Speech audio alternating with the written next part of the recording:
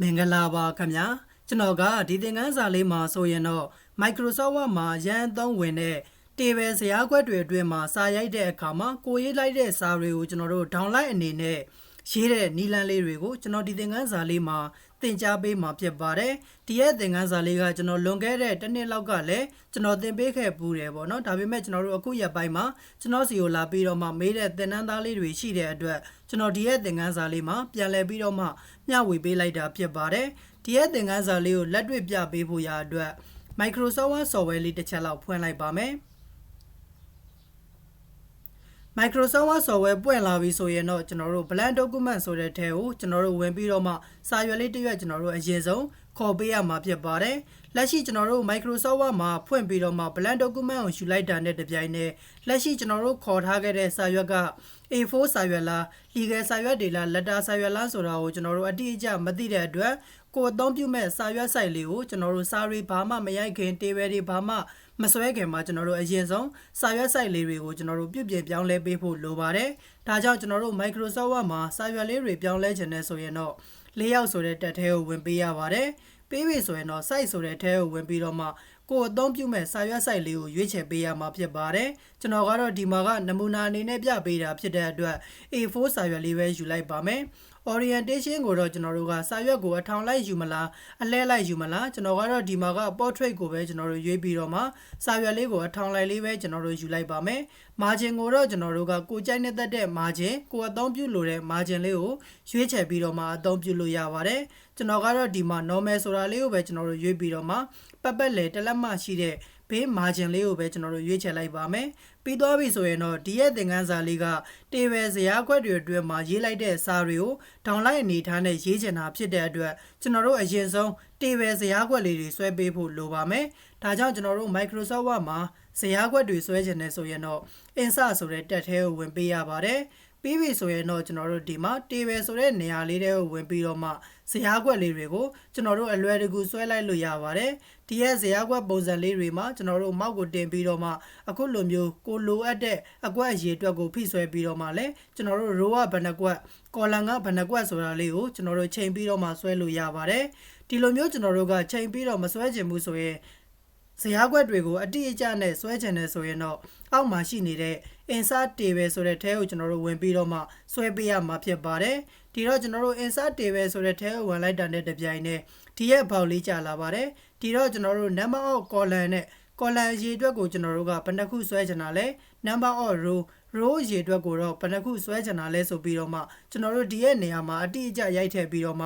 ဆွဲပေးလို့ရပါတယ်ကျွန်တော်တို့ဇယားခွက်တွေမှာကျွန်တော်တို့ column ရယ် row ရယ်ဆိုပြီးတော့နှစ်ခုရှိတယ် column ဆိုတာကတော့ကျွန်တော်တို့အထောင်လိုက်အနေအထားလေးတွေကိုပြောပြီးတော့မှ row ဆိုတာကတော့ကျွန်တော်တို့အလျားလိုက်အနေအထားတွေကိုကျွန်တော်တို့ဆိုလိုတာဖြစ်ပါတယ်ဒါကြောင့်ကျွန်တော်အခုဒီမှာတော့အတိအကျနဲ့ဆွဲလိုက်ပါမယ် column ရေအတွက်ကိုတော့6ခုဆွဲချင်တာဖြစ်တဲ့အတွက်6လို့ရိုက်ထည့်ပါမယ် row ရေအတွက်ကိုတော့ကျွန်တော်က3ခုလောက်လေးပဲဆွဲချင်တာဖြစ်တဲ့အတွက်3ဆိုပြီးတော့ရိုက်ထည့်လိုက်ပါမယ်ပြီးပြီဆိုရင်တော့ okay လေးနှိပ်လိုက်ပါမယ်ဒါဆိုရင်တော့ကျွန်တော်တို့ဒီမှာ column ရေအတွက်က6 column ရှိပြီးတော့မှ row ရေအတွက်က3 column ရှိတဲ့3 row ရှိတဲ့ကျွန်တော်တို့ဇယားခွက်လေးတစ်ခုကျွန်တော်တို့ရောက်ရှိလာပြီဖြစ်ပါတယ်ဒီရဲ့ဇယားခွက်လေးမှာကျွန်တော်တို့ကဇယားခွက်တွေကိုအချုံအချက်လုပ်ချင်တယ်ဆိုရင်တော့မောက်ရဲ့ pointer လေးနဲ့အခုလိုမျိုးကျွန်တော်တို့ row လေးပေါ်မှာတင်ပြီးတော့မှဒီပုံစံနဲ့လေးကျွန်တော်တို့ကိုလိုအပ်တဲ့လောက်ကျွန်တော်တို့ဆွဲပြီးတော့မှချဲလိုက်လို့ရတယ်ဒီမှာလည်းအတူတူပဲဒီရဲ့ဘာတန်းလေးပေါ်မှာအခုလိုမျိုး mouse pointer လေးတင်မယ်ပြီးပြီဆိုရင်တော့အောက်ကိုနည်းငယ်ဆွဲပြီးတော့မှကိုကြိုက်နေတဲ့ပုံစံလေးတွေကျွန်တော်တို့ဇယားခွက်လေးတွေကိုအချုံအချက်ကျွန်တော်တို့ပြုလုပ်လို့ရပါတယ်ဒါလေးပြီးသွားပြီဆိုရင်တော့ကျွန်တော်တို့ကဒီရဲ့ဇယားခွက်မှာအခုဒီရဲ့အောက်ကအကွက်နဲ့အပေါ်ကအကွက်နဲ့ကိုကျွန်တော်တို့ကကိုဆွဲမဲ့ဇယားခွက်မှာပေါင်းကျင်တာဖြစ်တဲ့အတွက်ကိုပေါင်းကျင်တဲ့ဇယားခွက်လေးနှစ်ခုကိုကျွန်တော်တို့ဆက်လက်လေးပေးလိုက်ပါမယ်ဆက်လက်ပေးပြီးသွားပြီဆိုရင်တော့ဒီရဲ့ဇယားခွက်နှစ်ခုကိုတစ်ခုတည်းအနေနဲ့ပေါင်းကျင်တာဖြစ်တဲ့အတွက်အပေါ်ဘားတန်းလေးမှာရှိနေတဲ့layoutဆိုတဲ့ထဲကိုကျွန်တော်တို့ဝင်ပေးရပါတယ်ဝင်ပြီးသွားပြီဆိုရင်တော့ဇယားခွက်လေးတွေကိုပေါင်းမှာဖြစ်တဲ့အတွက်မှတ်ဆဲဆိုတာလေးကျွန်တော်တို့နှိပ်ပေးလိုက်ပါမယ်ဒါဆိုရင်တော့ဒီမှာဇယားခွက်နှစ်ခုဟာတစ်ခုတည်းအနေနဲ့ကျွန်တော်တို့ပေါင်းသွားမှာဖြစ်ပါတယ်ပြီးရင်ဒီဘက်မှာလည်းအတူတူပဲဒီရဲ့ဇယားခွက်လေးနှစ်ခုကိုဆက်လက်ပေးပါတယ်မှတ်ဆဲဆိုတာလေးနှိပ်လိုက်ပါမယ်ပြီးပြီဆိုရင်တော့ဒီရဲ့ဇယားခွက်လေးမှာလည်းဆက်လက်ပေးမယ်မှတ်ဆဲဆိုတာလေးကျွန်တော်တို့နှိပ်ခဲ့လိုက်ပါမယ်ပြီးသွားပြီဆိုရင်တော့ဒီဘက်ကဇယားခွက်လေးကိုတော့ကျွန်တော်တို့ကဒီဘက်နှစ်ခုကိုကျွန်တော်တို့ဆက်လက်ပေးမယ်မှတ်ဆဲဆိုတာလေးကျွန်တော်တို့နှိပ်ခဲ့လိုက်ပါမယ် ဒီဘက်ကဇေယျကွက်ကိုတော့ကျွန်တော်တို့အပေါ်ကွက်နဲ့အောက်ကွက်နဲ့ကိုဆက်လက်လေးမှတ်ပြီးတော့မှမှတ်ဆဲဆိုတာလေးပေါင်းလိုက်ပါတယ်ဒါဆိုရင်တော့ကျွန်တော်တို့အခုလိုမျိုးဇေယျကွက်လေးတွေမှာလည်းကိုစာရေးမဲ့အနေအထားလေးတွေကိုအခုလိုမျိုးပေါင်းပြီးတော့မှကျွန်တော်တို့ဇေယျကွက်လေးတွေကိုပုံဖော်လိုက်တယ်ပေါ့နော်ပြီးသွားပြီဆိုရင်တော့ဒီထဲမှာကျွန်တော်တို့စာရိုက်ဖို့ရာအတွက်ကျွန်တော်တို့ table တစ်ခုလုံးကိုဆက်လက်မှတ်ပါတယ်ပြီးပြီဆိုရင်တော့ home တက်ထဲကဖောင်ပြောင်းတဲ့နေရာလေးမှာကိုယ်အသုံးပြုမဲ့ဖောင်လေးကိုပြောင်းပေးရမှာဖြစ်ပါတယ်ကျွန်တော်ကတော့ဒီမှာကပြည်တော်စုဖောင်နဲ့ပဲစာရိုက်ပြမှာဖြစ်တဲ့အတွက်ပြည်တော်စုဖောင်လေးပြောင်းထားလိုက်ပါတယ်စလုံးဖောင် size ကိုတော့ကျွန်တော်ဒီမှာ14လောက်လေးထားခဲ့လိုက်ပါမယ်ပြီးပြီဆိုရင်တော့ဘိုးလေးထည့်ခဲ့လိုက်ဒါဆိုရင်တော့ကျွန်တော်တို့ရသွားပြီဖြစ်ပါတယ်စာရေးဖို့ရာအတွက်ကာစာလေးချမယ်ပြည်တော်စုဖောင်နဲ့စာရိုက်မှာဖြစ်တဲ့အတွက်ပြည်တော်စုဖောင်လေးကိုပြောင်းထားပါတယ်ပြီးပြီဆိုရင်တော့ကျွန်တော်တို့စာရေးတဲ့ keyboard ကိုဘာမိမြန်မာ virtual order keyboard လေးကျွန်တော်တို့ပြောင်းထားလိုက်ပါမယ်ဒါဆိုရင်တော့ကျွန်တော်တို့စာလေးတွေစပြီးတော့မှရိုက်လို့ရသွားပြီပေါ့ကျွန်တော်ဒီမှာအလျာမီတာဆိုပြီးတော့မှကျွန်တော်နမူနာအနေနဲ့စာလေးတွေရေးလိုက်ပါတယ်လက်ရှိဒီရက်ရေးထားတဲ့စာလေးမှာဒီဘက်အကွက်ကိုကူးကျင်နေဆိုရင်အလွယ်တကူ keyboard ကနေပြီးတော့တက် key ကိုနှိပ်ပြီးတော့မှကျွန်တော်တို့ဇယားကွက်လေးတွေအကူအပြောင်းလုပ်လို့ရပါတယ်အလျာမီတာပြီးပြီဆိုရင်တော့ဒီမှာအနံမီတာဆိုပြီးတော့မှရေးလိုက်ပါတယ်နောက်တစ်ခွက်ကိုထပ်ပြီးတော့ကူမယ် keyboard ကနေပြီးတော့တက်လေးခုံလိုက်ပါမယ်ဒီဘက်ကွက်မှာတော့ကျွန်တော်ကယေစုမီတာဆိုပြီးတော့မှစာလေးရေးလိုက်ပါတယ်ပြီးပြီဆိုရင်တော့တက်လေးခုံလိုက်ဒီဘက်မှာတော့ကျွန်တော်ကတန်ချိန်ဆိုပြီးတော့မှရေးလိုက်ပါတယ်တက်လေးခုံလိုက်ပါတယ်ပြီးရင်ဒီဘက်အကွက်မှာကျွန်တော်ကအဝေးဆုံးခုံမောင်းနိုင်သည့်အကွာအဝေးဆိုပြီးတော့မှကျွန်တော်တို့ရေးမှာဖြစ်ပါတယ်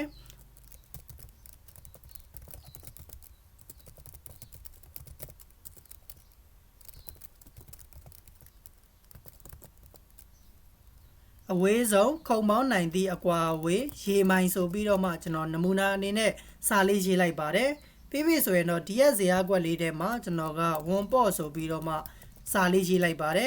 ဒီဘက်အကွက်လေးမှာတော့ဝန်ပြည့်ဆိုပြီးတော့မှစာလေးကျွန်တော်တို့ရေးလိုက်ပါတယ်ဒီအောက်မှာလည်းကျွန်တော်တို့ကနောက်ထပ်သက်ဆိုင်ရာစာလေးတွေပေါ့နော်ဒါကတော့ကျွန်တော်တို့ကိုယ့်ရဲ့လုပ်ငန်းနဲ့ပတ်သက်တဲ့စာလေးတွေကိုကျွန်တော်တို့ရေးပေးရမှာဖြစ်ပါတယ်ဒီမှာကျွန်တော်တို့40ခွန်လို့ရိုက်ထည့်ပါတယ်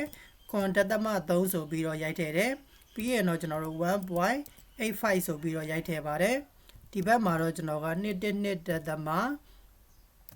9.3ညဆိုပြီးတော့ရိုက်ထည့်လိုက်မယ်ပေါ့ပြီးပြီဆိုရင်ဒီမှာလည်းကျွန်တော်တို့က263ဆိုပြီးတော့ရိုက်ထည့်တယ်2400ဆိုပြီးတော့ကျွန်တော်တို့ရိုက်ထည့်လိုက်ပါတယ်အခုဒါဆိုရင်ကျွန်တော်တို့က Microsoft Word ထဲမှာဇယားကွက်လေးလဲဆွဲပြီးသွားပြီဇယားကွက်အတွင်းမှာကိုရေးလိုတဲ့စာရီအားလုံးလဲကျွန်တော်တို့ကရိုက်ပြီးသွားပြီဖြစ်ပါတယ်ဒါပေမဲ့ကျွန်တော်တို့လိုချင်တာကအခုလိုပုံစံမဟုတ်ဘဲနဲ့ဇယားကွက်အတွင်းမှာရေးထားတဲ့စာတွေကိုကျွန်တော်တို့က download အနေနဲ့ရေးချင်တာဖြစ်ပါတယ်ဒါဆိုရင်ဒီရဲ့စာလေးတွေကိုကျွန်တော်တို့က download အနေထားရအောင်ပြန်ပြီးတော့မှပြင်ပေးဖို့လိုပါတယ်ဒါကြောင့်ကိုပြင်ချင်တဲ့စာလေးတွေကိုကျွန်တော်တို့ကဒီမှာဆက်လက်လေးမှတ်ပေးရပါမယ်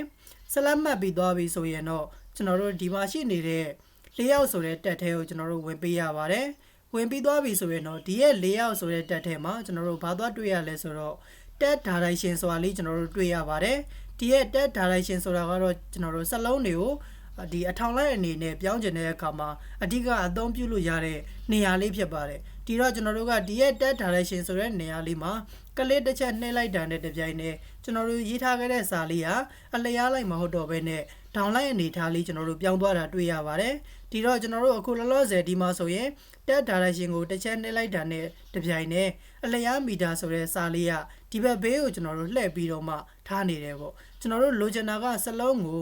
ဒီဘက်ဟိုဘက်ပြောင်းပြန်ထပ်ပြီးတော့မှလှန်ကျင်နေဆိုရင် tab direction ဆိုတဲ့နေရာလေးမှာနောက်ထပ်ကလစ်တစ်ချက်ထပ်ပြီးတော့မှနှိပ်ပေးလိုက်ပါမယ်အခုဒါဆိုရင်တော့ကျွန်တော်တို့ဒီမှာအလျားမီတာဆိုတဲ့စာလေးကအခုလိုမျိုးလေးကျွန်တော်တို့ဖြစ်သွားပြီဖြစ်ပါတယ်ပြီးပြီဆိုရင်တော့နောက်ထပ်ဒီဘက်ဘေးမှာရှိနေတဲ့အနံမီတာဆိုတဲ့စာလေးကိုလည်းထပ်ပြီးတော့မှဒေါင်လိုက်အနေထားနဲ့လိုချင်တာဖြစ်တဲ့အတွက်သူ့ကိုကျွန်တော်တို့သူ့ရဲ့ site ခွက်လေးမှာကာစာလေးချထားပါတယ်ပြီးပြီဆိုရင်တော့layoutဆိုတဲ့တက်ထဲကနေပြီးတော့မှ tab direction ဆိုတဲ့နေရာလေးကိုကလစ်တစ်ချက်နှိပ်မယ်စာအုပ်ဟိုဘက်ဒီဘက်ပြောင်းပြန်လှန်ကျင်တာဖြစ်တဲ့အတွက် tab direction ဆိုတဲ့နေရာလေးမှာနောက်ထပ်ကလစ်တစ်ချက်ထပ်ပြီးတော့နှိပ်လိုက်ပါမယ်ဒါဆိုရင်တော့ကျွန်တော်တို့လိုချင်တဲ့ပုံစံလေးရသွားပြီဖြစ်ပါတယ်ပြီးရင်တော့ဒီမှာရှိနေတဲ့ယေစုမီတာဆိုတဲ့စာလေးကိုလည်းကျွန်တော်တို့ကဆက်လက်လေးပေးပါမယ် tab direction ဆိုတဲ့နေရာလေးမှာကလစ်တစ်ချက်နှိပ်မယ်ပြီးရင်နောက်တစ်ချက်ထပ်နှိပ်လိုက်ပါမယ်ဒါဆိုရင်တော့ကျွန်တော်တို့လိုချင်တဲ့ပုံစံလေးကျွန်တော်တို့ရသွားပြီဖြစ်ပါတယ်လက်ရှိဒီရဲ့ဇေယျကွက်လေးမှာကျွန်တော်တို့ကစာတွေလည်းရိုက်ပြီးသွားပြီဇေယျကွက်လေးလည်းဆွဲပြီးသွားပြီရေးထားတဲ့စာလေးတွေကိုလည်း download အနေထားနဲ့ ကျွန်တော်တို့ပြင်ပြီးသွားပြီပေါ့ဒါပေမဲ့ဒီမှာကျွန်တော်တို့တစ်ချက်ကြည့်လိုက်လို့ဆိုရင်စာတွေကကြည့်လို့မကောင်းဘူးပေါ့နော်အောက်ခြေဘေးဘက်တွေမှာကျွန်တော်တို့ကကတ်နေတယ်ဒီတော့ဒီရဲ့စာတွေအကုန်လုံးကိုကျွန်တော်တို့ကအလဲကောင်စင်တာလေးကိုရောက်အောင်ချိန်ကျင်နေဆိုရင်ကျွန်တော်တို့အရင်ဆုံးtable တစ်ခုလုံးကိုကျွန်တော်တို့ဆက်လက်လေးမှတ်ပေးပါမယ်table တစ်ခုလုံးကိုဆက်လက်မှတ်ပြီးသွားပြီဆိုတာနဲ့တပြိုင်နက်ဒီရဲ့စာတွေအားလုံးကိုအလဲကောင်စင်တာချိန်ဖို့ရာအတွက်layout ဆိုတဲ့တက်ထဲကိုဝင်ပြီးတော့မှ alignment group ထဲမှာကျွန်တော်တို့ဒီမှာtable ကိုကျွန်တော်တို့ဒီအလဲကောင်စင်တာချိန်တဲ့နေရာလေးတွေရှိတယ်ဒီရဲ့နေရာလေးတွေမှာကျွန်တော်တို့ကအလဲကောင်ဟာလေးကိုကျွန်တော်တို့ရွေးလိုက်တယ်ဆိုရင်တော့စာတွေကကျွန်တော်တို့အလဲကောင်စင်တာတက်တက်လေးမှာကျွန်တော်တို့ချိန်သွားမှာဖြစ်ပါတယ်တကယ်လို့ကိုကဘယ်ဘက်ချမ်းနေမှာချိန်ကျင်တယ်အလဲကောင်ကိုမှကျွန်တော်တို့ကဒီဘက်ဘေးလေးကိုကတ်ပြီးတော့ထားခြင်းတယ်ပေါ့ညာဘက်ဘေးကိုကတ်ပြီးတော့ထားခြင်းတယ်ကိုကြိုက်နေတဲ့ပုံစံလေးတွေဒီရဲ့နေရာလေးမှာစိတ်တိုင်းကြကျွန်တော်တို့စာတွေကိုဇယားကွက်အတွင်းမှာအလဲကောင်စင်တာချိန်ပြီးတော့ကျွန်တော်တို့အသုံးပြုလို့ရပါတယ်ဒါကတော့ကျွန်တော်တို့အခုလက်ရှိကျွန်တော်တို့ဒီမှာဆိုရင်စလုံးလေးတွေကလည်းကြည့်လို့ကျွန်တော်တို့ကောင်းသွားပြီပေါ့နော်ဇယားကွက်ရဲ့အနေထားကိုရောက်သွားတဲ့အတွက်အဆင်ပြေသွားပြီဖြစ်ပါတယ်ဒီရဲ့သင်ခန်းစာလေးကတော့ကျွန်တော်တို့အဓိကအဖြစ်အခြေခံသမားလေးတွေအတွက်ကျွန်တော်တို့ရည်ရွယ်တယ်ပေါ့နော်ကိုယ့်ရဲ့ဒီ Microsoft Word နဲ့ကိုကစာရေးလုပ်တဲ့အခါမှာဇယားကွက်လေးတွေဆွဲပေးရတယ်အဲ့ဒီဇယားကွက်တွေအတွင်းမှာကိုရေးလိုက်တဲ့စာတွေကိုကျွန်တော်တို့က download အနေထားနဲ့ရေးချင်တယ်ပြီးရင်စလုံးတွေကိုအလဲကောင်စင်တာတက်တက်လေးရအောင်ကျွန်တော်တို့ချိန်ချင်တယ်ဆိုရင်တော့အခုနီလန်းလေးတွေကိုအသုံးပြုပြီးတော့မှလိုက်ပြီးတော့ပြုလုပ်လို့ရပါတယ်ဒါဆိုကျွန်တော်တို့အားလုံးနားလည်လောက်မယ်လို့ထင်ပါတယ်ဒီရဲ့သင်ခန်းစာလေးကလက်တွေ့လုပ်ငန်းခွင်မှာလည်းရန်အသုံးဝင်မဲ့သင်ခန်းစာလေးတစ်ခုဖြစ်တဲ့အတွက်ကျွန်တော်ပြန်လည်ပြီးတော့မှမျှဝေပေးလိုက်တာဖြစ်ပါတယ်ကိုကိုတိုင်းလက်တွေ့လိုက်ပြီးတော့မှလေ့ကျင့်ကြည့်ပေးပါအကယ်၍ကိုကိုတိုင်းလေ့ကျင့်တဲ့အခါမှာမရတဲ့နေရာလေးတွေရှိတယ်ကျွန်တော်သင်ပေးတာနားမလည်လိုက်တဲ့နေရာလေးတွေရှိတယ်ဆိုရင်လည်းကျွန်တော်ကိုပြန်ပြီးတော့မှမေးမြန်းပေးလို့ရပါတယ်အကယ်၍ကိုကိုတိုင်းလေ့ကျင့်ပြီးသွားပြီကိုလည်းအမှန်တကယ် Microsoft Word software ထဲမှာအခုလိုမျိုးဇယားကွက်အတွင်းမှာရေးထားတဲ့စာတွေကို download အနေထားနဲ့ရေးတဲ့နေပါပြီဆိုရင်တော့ဒီသင်ခန်းစာရဲ့ comment လေးမှာDOND dance ဆိုပြီးတော့ရေးခဲ့ပေးပါအောင်ခင်ဗျာဒါမှကျွန်တော်သင်ပေးတဲ့သင်ခန်းစာတွေကိုဘယ်သူတွေကတော့အမှန်တကယ်လိုက်ပြီးတော့မှလေ့ကျင့်နေပါတယ်လေ့လာနေပါတယ်ဆိုတာလေးတွေကိုကျွန်တော်ကိုယ်တိုင်လည်းသိရအောင်လို့ပါအခုဒါဆိုရင်တော့ကျွန်တော်ဒီသင်ခန်းစာလေးကိုဒီမှာပဲရန်နာလိုက်ပါမယ်အားလုံးအဆင်ပြေကြပါစေခင်ဗျာ